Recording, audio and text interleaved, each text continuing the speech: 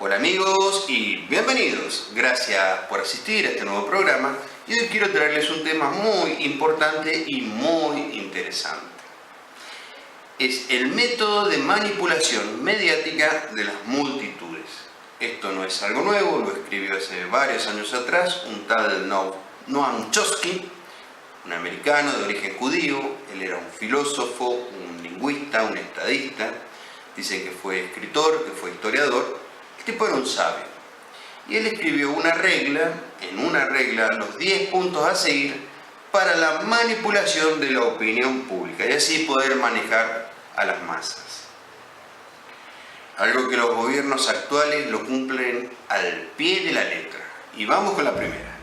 La estrategia de la distracción. La estrategia de la distracción consiste en desviar la atención del público de los problemas importantes y de los cambios decididos por las élites políticas y económicas, mediante la técnica de la disuasión. O sea, te bombardean con información de un lado o del otro. O sea, usamos los medios de comunicación masiva como es la televisión, la radio, los periódicos, las revistas, en distraer la opinión pública en cosas vulgares y banales de las cosas importantes que están sucediendo. Como por ejemplo tenemos los 3 prófugos que se escaparon de una cárcel de alta seguridad en la provincia de Buenos Aires. Ellos tenían contacto con narcotraficantes mexicanos, tenían contacto con el gobierno, el actual o el que se fue, traficaban efedrina a través del país, eran los responsables de un triple crimen. Y cuando ellos se escapan, los medios de comunicación masiva inventan una historia, una novela y nos tienen 15 días encerrados en una cacería humana de esos 3 prófugos que se escaparon, que luego fueron capturados y fueron devueltos a la cárcel, al lugar donde nunca deberían haber salido. Entonces nos distrajeron con esa novela de las cosas importantes que sucedían acá en el país, como por ejemplo la cantidad de despidos que hubo en el Estado por parte de la administración pública, por parte de los municipios, de las provincias y del Estado Nacional. Algunos dicen que esos despidos ya alcanzan los 20.000, o sea que 20.000 familias que quedaron en la calle. El cierre y la quiebra de empresas que no son amigas del gobierno actual, más gente que queda en la calle, los 50 decretos que lleva firmado el actual presidente en estos 35 días que hace que asumió el gobierno. Algunos están acima del poder que le otorga la Constitución al presidente, como por ejemplo el caso de estos jueces que fueron nombrados por decreto. Y así sucesivamente nos van distrayendo con cosas vulgares y banales de las cosas importantes. Vamos a la número 2. Crear el problema y luego ofrecer la solución. Esto Noam Chomsky lo dice: problema, reacción, solución. Piedra, papel o tijera. Este método también es llamado problema, reacción, solución. Se crea un problema, una situación prevista, para causar cierta reacción en el público a fin de que éste sea el mandante de las medidas a tomar. Bueno, como por ejemplo podríamos poner a Carlitos Saúl Menem, la década del 90. Las empresas estatales no funcionan bien, dan pérdida, no ofrecen un buen servicio y lo que yo quiero, que el pueblo tenga un buen servicio, por eso las vamos a privatizar. El problema y la solución. Con este argumento se privatizaron YPF, Aerolíneas Argentinas, teléfonos, agua y energía, ferrocarriles, destrucción de las marinas mercantes, porque teníamos una marina mercante que ya llevaba nuestros granos a todo el mundo. Eso desapareció. O sea, nos vendió la esperanza. Esperanza significa esperar. Yo no puedo ir a pagar mis cuentas, mira, te pago con esperanza. Yo no puedo ir a pagar mi auto auto te pago con esperanza, no. La esperanza nos quedó con nosotros y el negocio para los amigos del poder. Y hasta el día de hoy, esa estrategia del problema y la solución la siguen utilizando los gobernantes del mundo. Vamos a la estrategia número 3. La estrategia de la gradualidad. O sea, nos van imponiendo, ellos ya, el poder político o económico o los bancos ya pusieron una meta, pero no se puede llegar de golpe a la meta porque si no, el pueblo saltaría. Entonces la van tomando medidas gradualmente hasta llegar al punto que ellos deseaban llegar. ¿Qué es lo que nos dice Nowotkin? Dice: la estrategia de la gradualidad, para hacer que se acepte una medida inaceptable, basta con aplicarla gradualmente, como si fuera con cuentagotas. Y acá tenemos el discurso de los 3 candidatos a presidente que tuvimos, tanto Scioli, Massa y Macri. En sus discursos de campaña ya nos venían diciendo de que había que liberar el dólar, había que liberar la inflación, había que liberar la suba de las tasas en los bancos y así sucesivamente, una serie de medidas adoptadas que gradualmente las íbamos a aceptar. Podríamos darle un ejemplo, a ver, si agarramos una olla con agua hirviendo y tiramos una rana adentro, sobre que la rana toque el agua y está hirviendo, salta de la olla.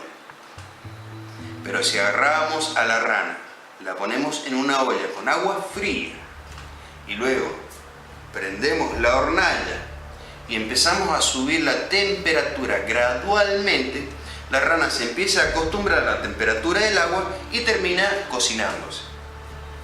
Es lo que nos están haciendo a nosotros. Vamos a la número 4. La estrategia de diferir. Y esta estrategia es otra manera de hacer de algo popular y convertirla en impopular. Presentarla como dolorosa y necesaria, obteniendo así la aceptación pública en el momento de la aplicación futura. O sea, es más fácil aceptar un sacrificio a futuro que a presente. Como por ejemplo, ya se está hablando del fin de las paritarias. Esa es la estrategia de diferir. Argumentan de que las paritarias no pueden existir porque hay empresas que tienen más poder y otras que tienen menos poder. Las que tienen menos poder van a quebrar y pobrecitas van a quedar las más fuertes y bla bla bla. Así nos van convenciendo. Es también el fin, la estrategia de diferir, el fin de los derechos sociales, los derechos laborales, el derecho a reclamar. Miren el caso de Jujuy. Yo creo que los gobiernos lo que tienen que hacer, si ya que se postularon y ganaron una elección, lo que tienen que hacer es gobernar. Y al diferir nos están separando en dos, cuando tendríamos que ser un solo pueblo, una sola Argentina. La estrategia de diferir también es la estrategia de escrachar. Como por ejemplo, la culpa no la tenemos nosotros, siempre la va a tener el gobierno anterior, no nosotros. No, si ustedes se candidataron al gobierno y ganaron, lo que tienen que hacer es gobernar, dedicarse a buscar el bien común. Vamos a las 5. Esta también es bastante utilizada y maquiavélica. Dirigirse al público como si fueran criaturas de poca edad. La mayoría de la publicidad dirigida al público utiliza discursos con argumentos, personajes, entonación particularmente infantil. Fíjense, Cuando los políticos se dirigen hacia nosotros, nos hablan con una sonrisa, con alegría, con esperanza, con ilusión, con globitos. Y así nos hablan como en un tono paternal o matriarcal que en nuestro subconsciente baja las defensas porque nos está hablando como si fuera nuestro padre y crea un sentimiento hacia esa persona que está hablando para nosotros. Chicos, miren qué tal cosa, muchachos. Cuando nos hablan así, lo que intentan es bajar nuestra defensa de uso de raciocinio, cuando en realidad los políticos tendrían que hablarnos como personas adultas, porque somos todos adultos, tenemos uso de intelecto, uso de razón. Vamos a la número 6. Este también es otro. Utilizar el aspecto emocional mucho más que el de la reflexión. O sea, usar nuestros sentimientos antes que nosotros usemos la reflexión. Hacer del uso y del aspecto emocional una técnica clásica para causar un cortocircuito en el análisis racional y finalmente al sentido crítico de los individuos. Por otra parte, la utilización del registro emocional permite abrir puertas y accesos al inconsciente para implantar o injertar ideas, deseos, miedos, temores, compulsiones. Y el ejemplo serían los noticieros. Vamos a poner los noticieros de la televisión. El 50% de nuestros noticiarios nos hablan de, fíjense, catástrofes, incendios, inundaciones, enfermedades, plagas, terrorismo, lo que crea en nosotros un sentimiento visceral de odio o de complacencia o de pasión, como por ejemplo el fútbol. ¿A quién no le gusta de que nuestro equipo de fútbol gane un campeonato y salga campeón o gane tal partido? Entonces, en esos noticieros van ocupando sentimientos y no el uso de razón. Después tenés noticias de la farándula, de los paparazzi, lo que crea en nosotros una inconsciencia colectiva hacia la reflexión. Y en el final del noticiero te ponen un 10% de noticias importantes, que a su vez ya fuiste. Nosotros somos seres sentimentales antes que razonar. Nosotros primero sentimos un sentimiento y después el uso de la razón. Y eso es una forma de manipular las masas con sentimientos y no que usen el sentido y la reflexión. Vamos a la número 7. Y esta sí que es la mayor de todas las maquiavélicas. La número 7 dice: mantener al público en la ignorancia y la mediocridad. En la ignorancia y en la mediocridad. Hacer que el público sea incapaz de comprender las tecnologías y los métodos utilizados para su control y esclavitud. La calidad de la educación dada a las clases sociales inferiores debe ser la más pobre y mediocre posible.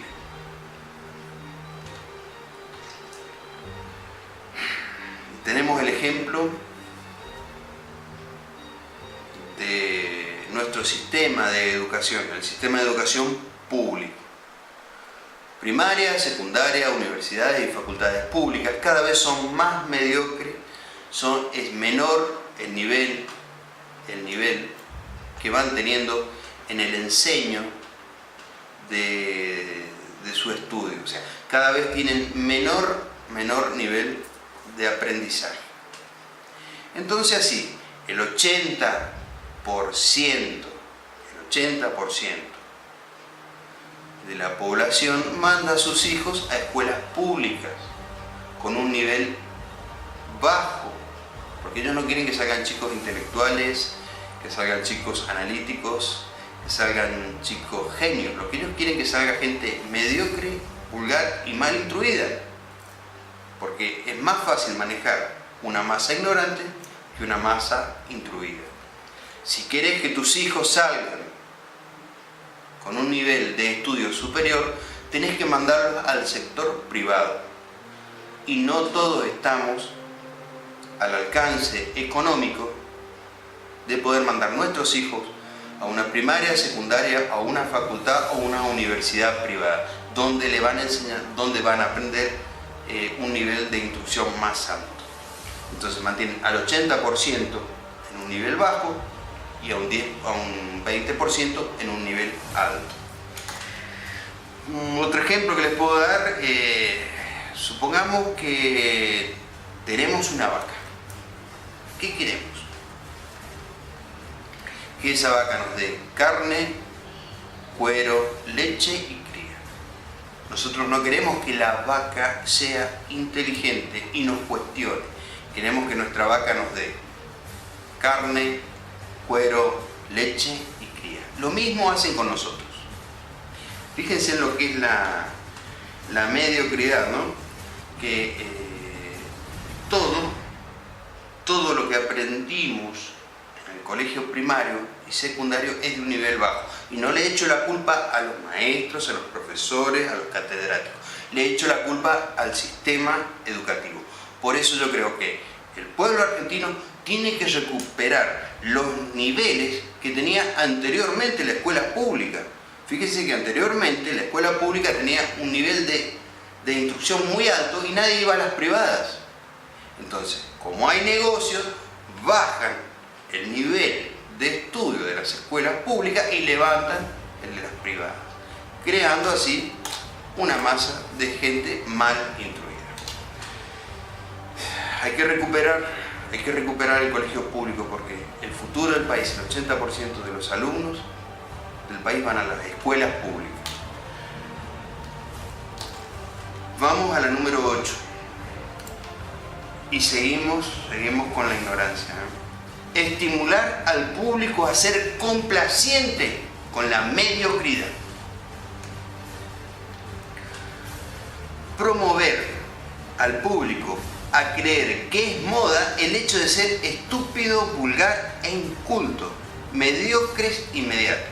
Fíjense lo que escribió Naucho, que lo voy a leer de vuelta. Promover al público, o sea, al pueblo, a las masas, a creer que es moda el hecho de ser estúpido, vulgar, inculto, mediocre y mediático.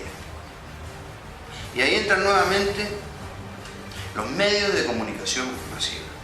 Televisión, radio, diarios, revistas.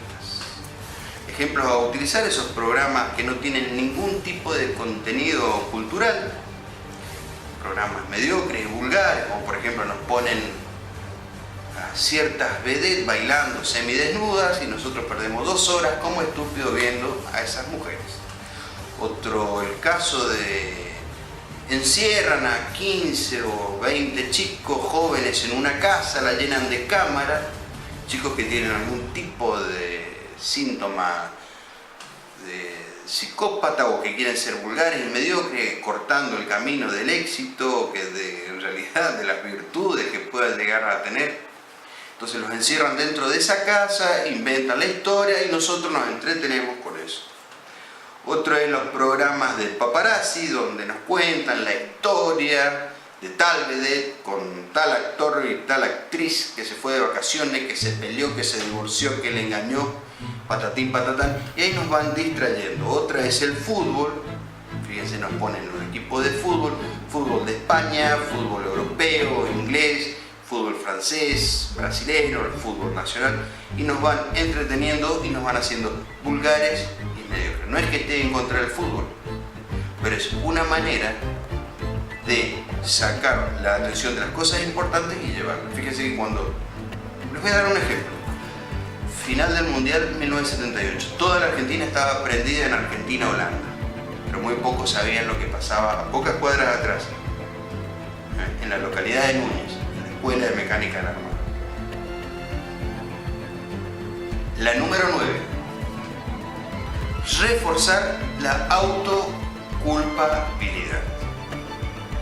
O sea, Nauchowski escribe: hacer creer al individuo que él es solamente el culpable de su propia desgracia, por causa de su insuficiencia, por causa de su falta de inteligencia, de sus aptitudes, capacidades y falta de esfuerzo.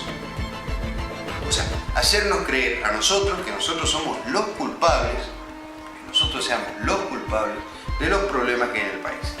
En el caso de la energía, nosotros, los usuarios, somos los responsables de la crisis energética. ¿Por qué somos los culpables? Porque compramos aire acondicionado, split, heladera, freezer, tenemos 2 televisores, tenemos ventiladores, lavarropa, secarropa, horno microondas, horno eléctrico, licuadora. Tenemos un montón de artefactos eléctricos en nuestro domicilio. Aumentamos nosotros el consumo y el sistema cae en blackout. O sea, nosotros somos los culpables, no ellos que no hicieron la inversión necesaria en el sistema eléctrico para poder mantener el consumo constante de nosotros los usuarios, porque todos esos sistemas eléctricos se hicieron con dinero público, dinero nuestro. Otro ejemplo, el dólar. La gente es culpable, el pueblo es el culpable de la suba del dólar, porque nosotros liberamos el dólar y van corriendo a las casas de cambio, a los bancos, a las cuevas, al arbolito, a comprar dólares. O sea, nosotros somos los culpables de la suba del dólar. No son las empresas multinacionales que están dentro del país, que cuando entran dólares al país automáticamente lo depositan en bancos extranjeros. No son ellos, somos nosotros que vamos a comprar por mes 20 o 30 dólares para tener como ahorro. ¿Por qué? Porque nosotros los argentinos compramos el dólar porque ya no creemos más en el sistema bancario. Está la época del gobierno de la Rúa, en Caballo, con el famoso corralito, donde los bancos se apoderaron de nuestro dinero, el mío, el tuyo, el de todos.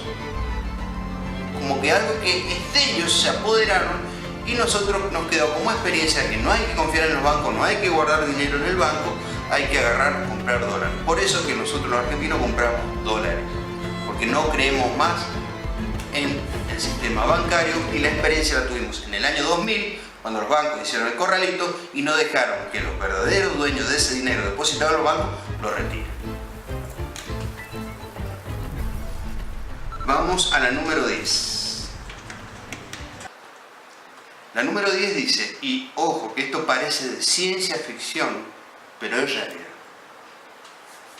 conocer a los individuos mejor de lo que a ellos mismos se conocen.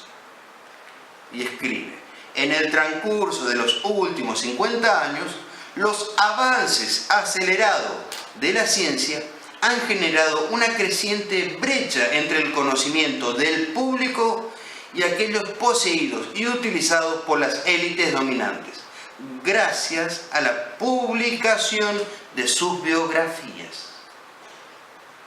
O sea, yo no soy una persona importante en mi comunidad, ni vos, pero en conjunto, ellos estudian en conjunto para dónde están yendo las masas, qué es lo que piensan. Y te voy a dar, por ejemplo, tenés las redes sociales: Facebook, Twitter, Trump, Google, Reddit, Linker, Ameba, YouTube, mensajes de texto, WhatsApp, comunicación por teléfono, por celulares, y quiero agregar también los GPS. Ellos utilizan nuestro ego, porque todos tenemos un Facebook, un Twitter, donde contamos nuestra vida, subimos nuestras fotos, y ellos tienen programas en enormes computadores, unos enormes ordenadores, que están sondeando todas esas redes sociales, todos esos celulares, todas las comunicaciones y van sacando una estadística de qué es lo que la gente piensa, qué es lo que la gente quiere. Cada vez que tú pones un me gusta en Facebook, activas un pequeño programa donde se comunica con esa base de datos gigante que está analizando al mundo entero, ojo, ¿no? Lo que estoy diciendo parece ciencia ficción, pero al mundo entero, como si fuera una Matrix, y va sacando una estadística. Tenemos el caso de todo lo que sea gratis hay que desconfiar. Porque todo lo que es gratis, no es gratis. Es para la manipulación de las masas. La empresa americana, la Microsoft, creó el sistema operativo Windows 10 y lo entregó gratis a los usuarios. Gratis. WhatsApp también se crea y lo entregan gratis. Los GPS, los sistemas de posicionamiento global, que hoy tenés en tu celular, también es gratis. Cuando en realidad lo que hace Windows 10 es robarte toda la información posible de tu ordenador, sí, de tu ordenador, te la roba y está siendo constantemente enviada a esas bases de datos. Los WhatsApp, que son gratis, quedan grabados por mucho tiempo y después se utilizan para sacar una estadística. El GPS para ubicarte, o sea, no es para vos ubicarte dentro del planeta, sí, te podés ubicar la ruta, llegarte al punto, pero es para ubicarte a ti cuando sea necesario. Y si no, pregúntenle en la entrevista que hizo el famoso narcotraficante, el Chapo Guzmán. Lo encontraron con el GPS del celular de la persona que lo fue a entrevistar. Entonces, ocupan nuestro ego porque todos nosotros agarramos y subimos nuestras fotos, qué es lo que hicimos, qué almorzamos, qué cenamos, dónde vamos, dónde vacacionamos. Todo eso hace una estadística y lo que hacen estas empresas es vender esa información a los servicios de inteligencia de los gobiernos y así nos mantienen controlados, ¿no? O sea que ya no te ponen un espía para seguirte, para que si vos compras el celular, vos compras la computadora, vos te sacas las fotos, vos las subís y con el GPS vos mismo te estás dando tu ubicación, no necesitan mandar gente para custodiarte, vigilarte, sino que ya lo estás haciendo solo y gratis para él. Bueno, mis amigos, creo que ya tenemos 27, 28 minutos de programa, un programa muy interesante, bastante largo, no es mi costumbre hacer programas largos, pero yo creo, y en mi opinión, que la política existe y es el medio más noble, es el camino más noble para poder crear un bien común entre todos y unir a nuestra nación y no dividirla. Porque ya lo dijo Martín Fierro, los hermanos sean unidos, porque esa es la ley primera. Tengan unión verdadera en cualquier tiempo que sea, porque si entre ellos pelean, los devoran los de afuera. Sabe el Martín Fierro. Muchísimas gracias, mi nombre es Alejandro Fabián Bertotto, gloria a Dios y nos vemos en el próximo programa.